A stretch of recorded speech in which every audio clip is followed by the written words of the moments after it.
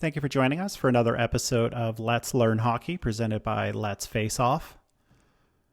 We wanted to present a series of short videos that will help you get a better understanding of the elements related to hockey and specifically the NHL. So please make sure you do check out some of our other episodes, which we've tailored to identify specific parts of the game. In this episode, we will take a look at the setup of an NHL hockey rink, provide insight on the dimensions and zones of that hockey rink, as well as give an overview of what all the lines and dots on the ice actually mean. Please don't forget to go ahead and subscribe to this channel so you don't miss any of our new episodes. Also, go ahead and comment down below with any ideas for future topics that you might like us to cover. And having said all that, let's go ahead and get started with taking a look at the layout of an NHL hockey rink. The standard ice surface measurements for most North American hockey leagues, including the NHL, measure 200 feet long by 85 feet wide. Now this is a bit smaller than international hockey rinks, which measure almost 14 feet wider. And that size difference becomes important with the Olympics as they are played on the larger international ice surface, and any NHL player who's attending would have to find a way to adjust. Let's go ahead and set up the layout for the rest of this video. For orientation of the hockey rink, we will assume that you are attempting to score in the goal to our left. So you will then be skating from right to left. This will designate the direction of play for the specific zones that we will cover in the next slides. And you've probably noticed that the entire playing surface is surrounded by a wall and glass. The boards that run along the side of the ice are just simply named the sideboards. And the space at each end of the ice are just known as the end boards. And you will often hear the space between the blue line and the goal line on each side called the half boards.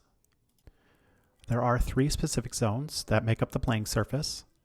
The first is the neutral zone, and it measures a total of 50 feet from one blue line to the other blue line. And we will cover what those blue lines are in a moment.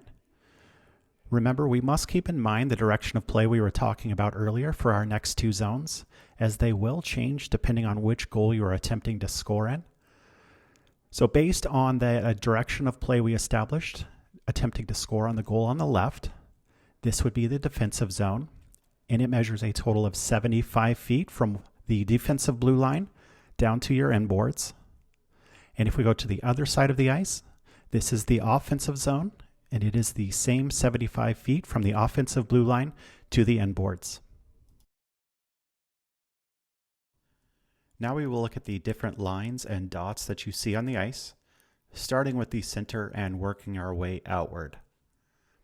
The first line you see here is called the center red line, or simply just red line, and it divides the ice in half and is a key line when it relates to icing calls. And we do cover what icing means in more detail in another one of our videos called Between the Whistles. So make sure you check out that video. Now you see a circle in the center. This is known as the center face-off circle and center face-off dot.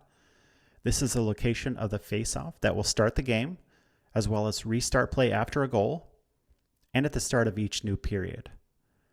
Now there are a few instances when this area will be used to restart play after other stoppages, but for the most part, it is for those 3 instances.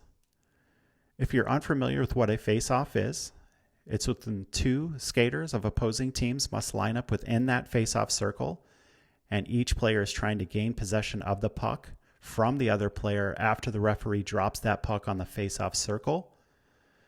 And if you're familiar with basketball, this is the same concept as a jump ball or a tip-off. You probably noticed that in addition to the center face-off circle and dot, there are 4 additional dots in this zone. These are also face-off dots, and they're used to restart play for stoppages that occur in the neutral zone, such as a puck going out of play, or when the play is stopped because of an offsides. And we do cover in more detail what offsides is in that video we mentioned earlier, Between the Whistles. Finally, we have the referee crease. This is actually a very limited used area, and it's only used if referees huddle to talk about a play or if they need to review a play. and players are not allowed to enter this area if it is being occupied by the referees who are reviewing that play. The next two lines, which run parallel to the red line, are known as the blue lines. Each of these lines start and stop their respective zones.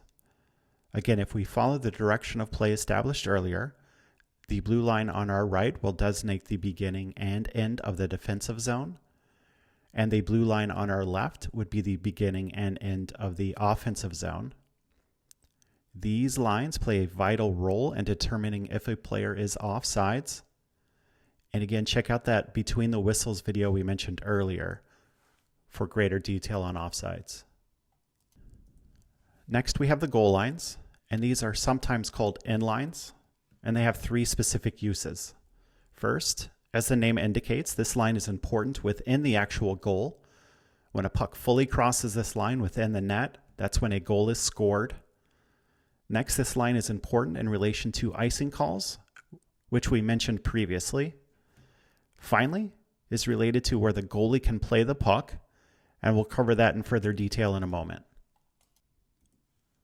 If we move back to the defensive zone, you will see two face-off circles and dots. These would be the location of the face-off to restart play for stoppages that occurred in your defensive zone, such as a puck going out of play, or a puck frozen by your goalie, or even a penalty called on your team, or if your team committed an icing. If we move over to the offensive zone, you will also see two face-off circles and dots. Now this would be the location where a face-off would occur to restart play after stoppages that occurred in your offensive zone, such as the opposing player's goalie freezing the puck, a puck going out of play, if the opposing team commits a penalty, or if the opposing team was called for an icing. Now you see the goalie creases, and as the name indicates, this space is for the goalie. Now the goalie doesn't have to always remain in this area and is in fact able to skate anywhere and play the puck, with one exception that we will cover in a few moments. This zone specifically relates to opposing players and causing interference to the goalie. And I'll read the exact wording from the rule that relates to this area. If an attacking player, either by his positioning or by contact, impairs the goalie's ability to move freely within his crease or defend his goal, and a goal is scored, then that goal will be disallowed. To put it another way, the goalkeeper must have the ability to play his position without being obstructed by an attacking player. Next, you see an area called the trapezoid.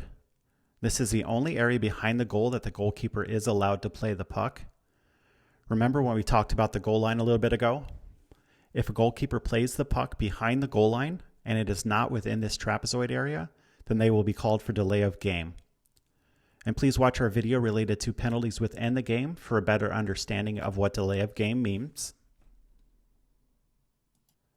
And that about does it for the layout of an NHL rink. Thank you so much for joining us on Let's Learn Hockey. Please check out our Let's Face Off podcast, available on all podcast apps. You can also find us on Twitter at Let's Face Off. Again, if you haven't done so, please go ahead and subscribe to our channel so you don't miss future content that we provide.